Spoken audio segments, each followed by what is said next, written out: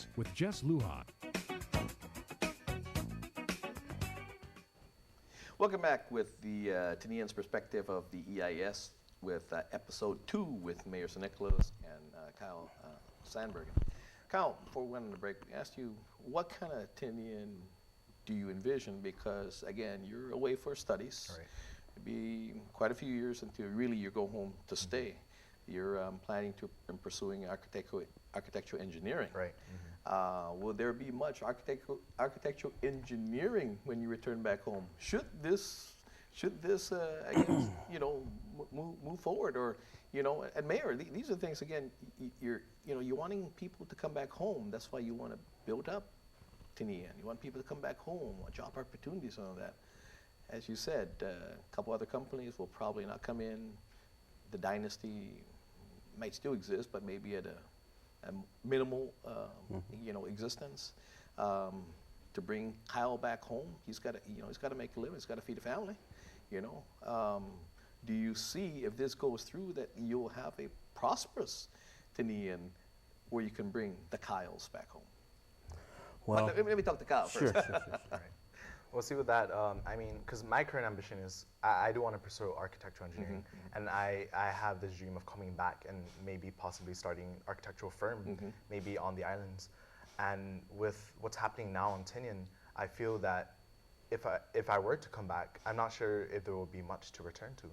I'm not sure how many of the residents will want to remain on the island afterwards. I'm sure there will be people who want to come back, but with the amount of change that would occur on the island, I'm not really sure if what I dreamed of with my with my ambitions would actually come to fruition. Yeah.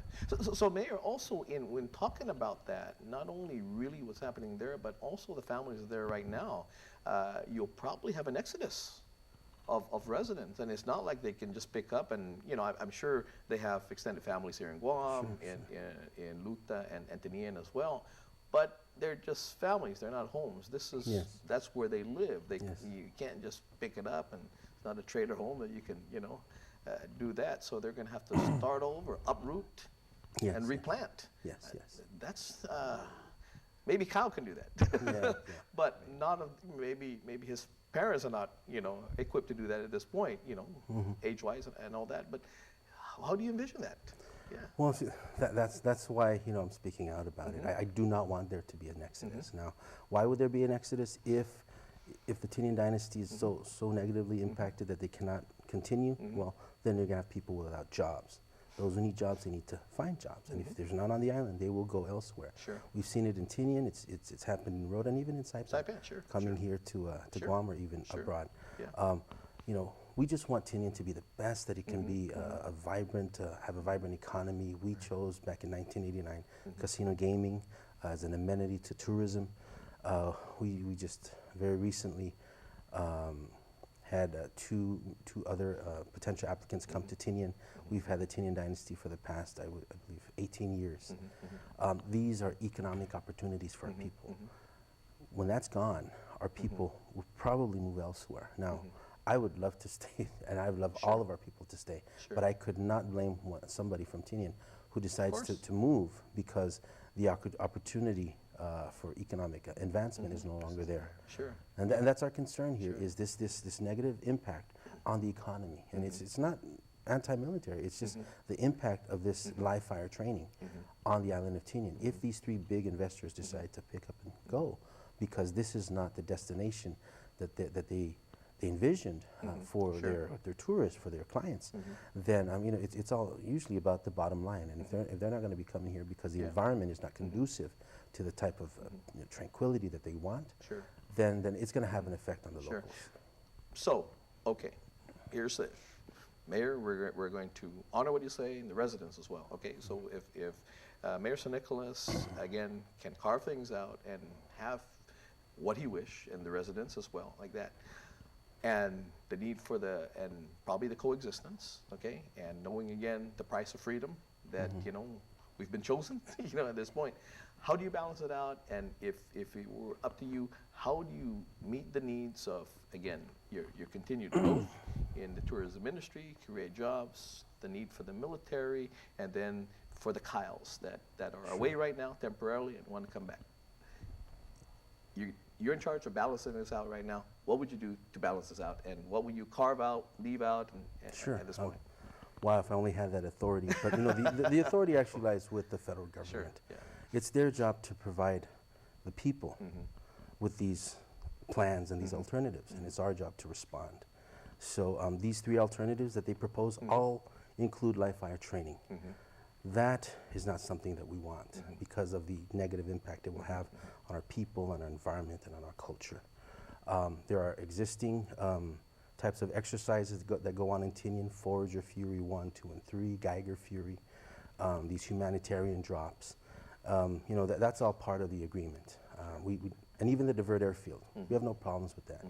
But any type of activity that has the potential of destroying our beaches for the purpose of constructing an amphibious landing site, right, or destroying our tourism sites, which is our Hinodi Shrine, which is right smack in the middle of where the high impact areas will be. And they said they were going to do that anyway, right? Exactly, exactly.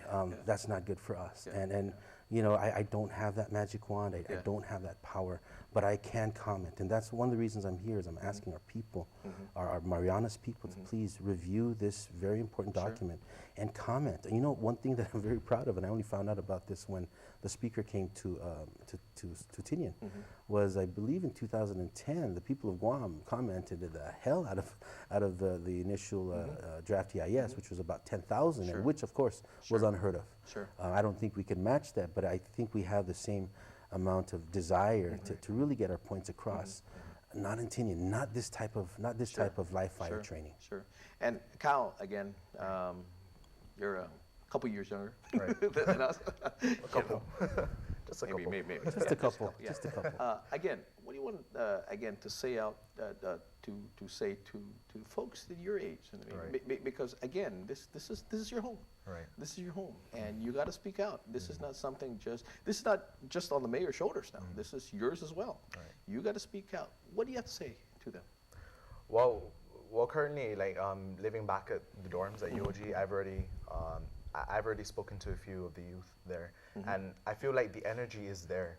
It's just, there's not many of us from the Northern Marianas, but I feel like what the mayor said, the desire is just as strong to oppose what the military has proposed for Some of its proposals, right? Some of its proposals, right? Yeah. Okay. And so, I feel like the energy is there. It's just the awareness that has to be spread.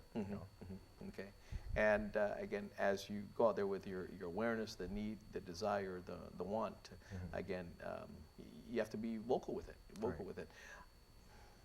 In your estimate, again, Mayor, you're being vocal. Do you think Guam's vocalness, in past and present, do you think it will? You think it has helped you again to be able to voice your discontent with portions of the proposal? Yes, it has. I think the Guam experience has inspired us in Tinian. And let me just say this. I was actually in Guam. I used to work here in Guam when there was the protests and really the voicing by the people. And I wasn't as much involved.